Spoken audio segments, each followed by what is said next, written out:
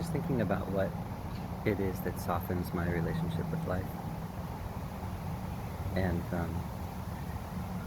the simple answer seems to be perspective, shifting of perspective, which I don't really have the sense that that's something I choose. It seems to be more something that just shows up, and I can point to experiences in my life that have maybe invited more of that to show up. But I don't even know if I'm choosing those, or those are more choosing me, or there's just this obviousness about things popping up in my world, invitations to be a yes and to go for it. And then I have an experience, and then my perspective shifts, and then my relationship with life softens. What do I mean by softening? It's less of a sense that I'm at war with myself, with the world, my own mind.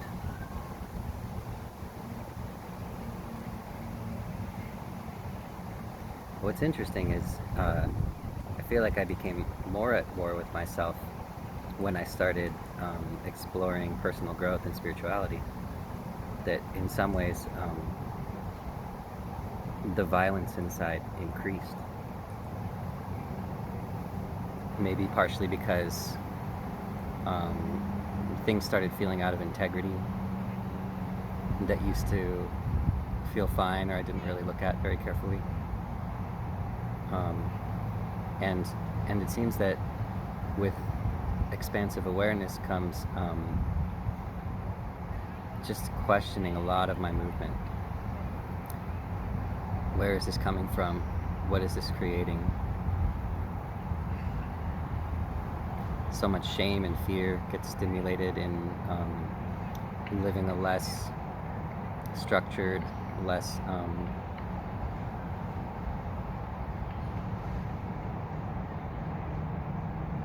a life that doesn't fit with how society makes things easiest for us in some ways.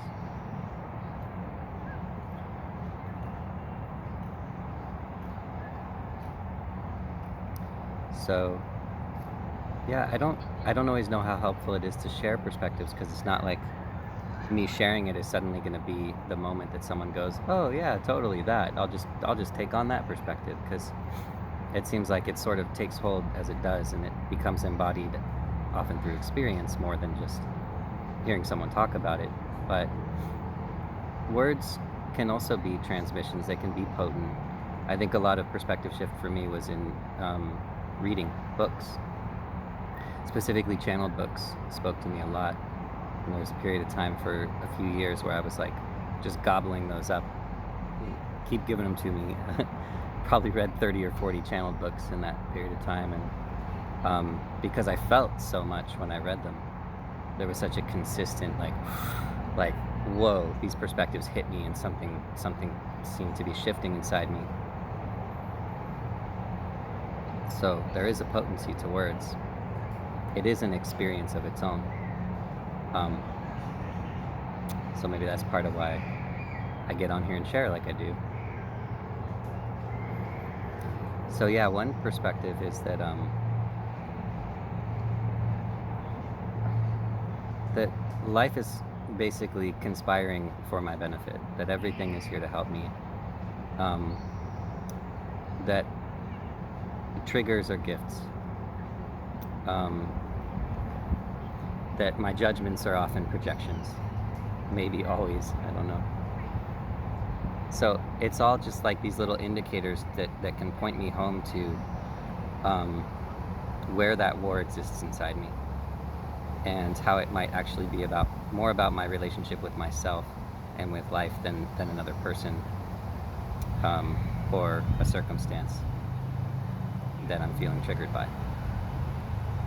So when I assume it to be a gift, when I assume that everything that's showing up is an ally,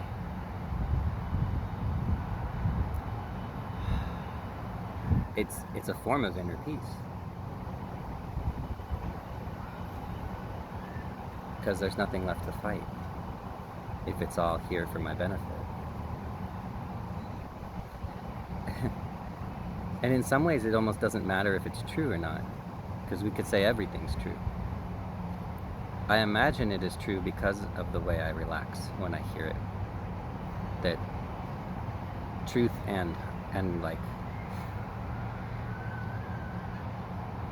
because when I'm relaxed, I tap back into the field of love, and that feels in some way correlated with truth for me.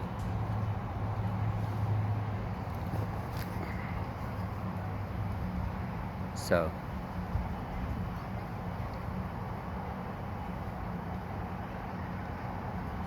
yeah, but regardless of if it's true or not, it feels like it ends the battle, at least temporarily.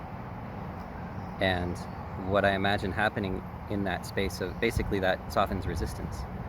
And when there's not resistance, the energy can move freely. And that feels like where alchemy can happen, integration can happen. There's a surrender and a trust that this too is here for me. Nothing is against me. And then it can work its magic.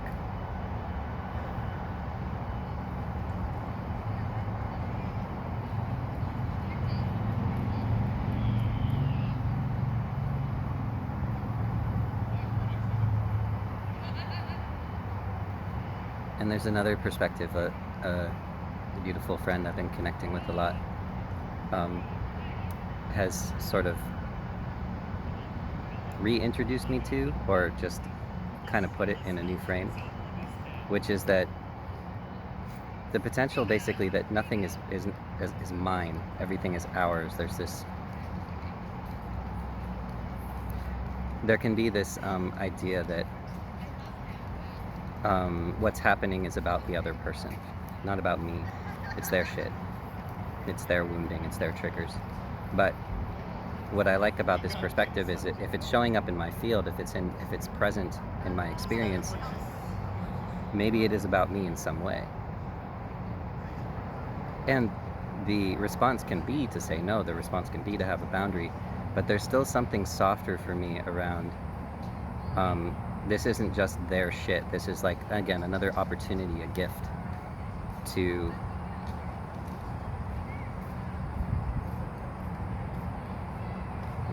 feel less of a sense of I'm at war with others, I'm at war with myself, I'm at war with the world. There's something about imagining it to be ours rather than theirs that feels connecting. It feels more true somehow. It feels more empowering, because if there's somehow that it's a gift to me or it relates to me, there's actually something that I can learn from it. I can there may be magic there that can very easily be cut off when a judgment is present of like, this is this person's shit and I'm not going to deal with it. And that, again, that's not necessarily not the perfect response. Sometimes it might be to have a boundary like that, especially if abuse is present, something like that. But for the most part, it seems like I can, that just something relaxes in me when I frame it that way. And go, yeah, maybe there's something here for me too. Maybe we can actually connect through this imagined disconnection. Or maybe it's an opportunity to connect more deeply with myself through a boundary, through saying, this isn't,